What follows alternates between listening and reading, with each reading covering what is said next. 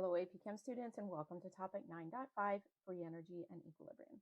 The learning objective for today is 9.5.a, explain whether a process is thermodynamically favorable using the relationships between K, G, and T.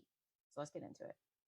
So we just looked at the relationship between thermodynamics and kinetics. We talked about how a reaction can be thermodynamically favorable, but potentially could not go to any measurable extent because it could be under kinetic control. So you saw how those two things relate.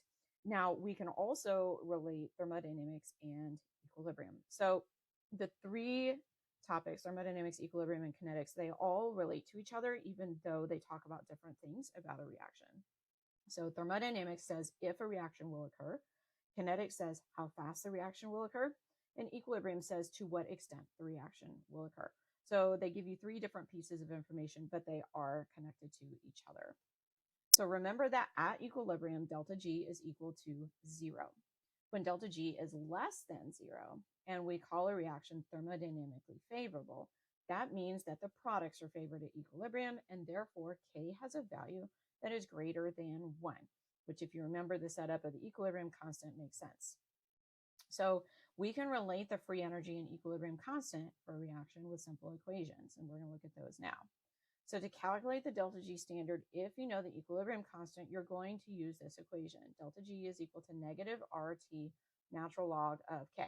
And of course, that equation is on your drop-down equation sheet. So this is what the drop-down will look like, and there is your equation. Now, what's a little bit different here is that when you use the R, so your delta G standard is going to be Gibbs free energy like it has been. Your R value is a different form of the universal gas constant.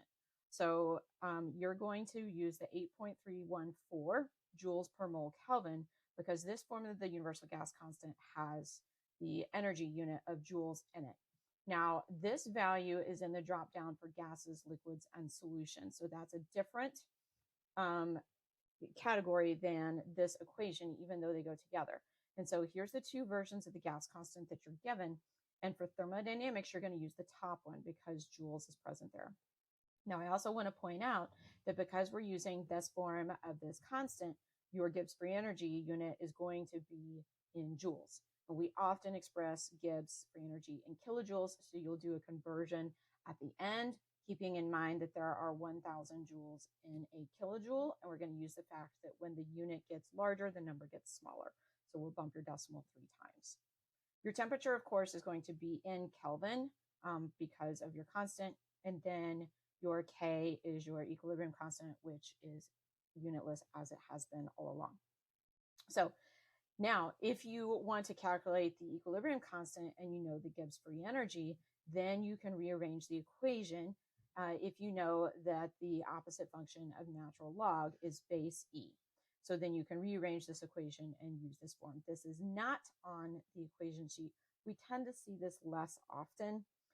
Usually they want you to use this equation here to establish a relationship, especially I've seen less calculations with this recently and more qualitative deductions. So thinking about the sign of one and the sign of the other. So thinking about thermodynamic favorability if you know the K. Okay. So this is what this looks like graphically. So here's free energy increasing, and then here is the reaction as you proceed in each direction for equilibrium. So it is spontaneous towards the equilibrium mixture where Q is equal to K and delta G is equal to 0. In this direction, if Q is less than K, and in this direction, if Q is greater than K. So you can see that in both directions, we're kind of like settling at the bottom of a well, if you want to think of it that way. All right, so spontaneous versus non-spontaneous. Again, this is just showing in the form of a table what I just showed you in the form of a graph. So if you're at equilibrium, if your delta S of your universe is equal to 0, delta G of your system is equal to 0, your Q is equal to K. We generally think of it as being spontaneous if your delta S of your universe is increasing, your delta G of your system is decreasing, and your Q is less than K. That would be spontaneous in the forward direction. It is non-spontaneous or spontaneous in the reverse direction if those signs are opposite of each other. All right, so then we have a practice question.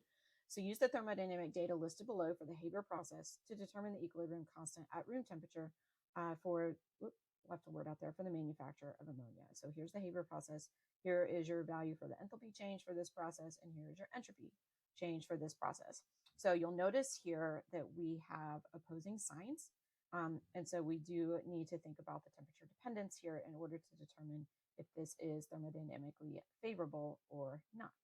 So if you want to try this on your own first, please pause the video now because I'm about to go through the answer. All right, so we're going to calculate the delta G first, keeping in mind that we need to convert either the delta H or the delta S so that you're either in all joules or in all kilojoules.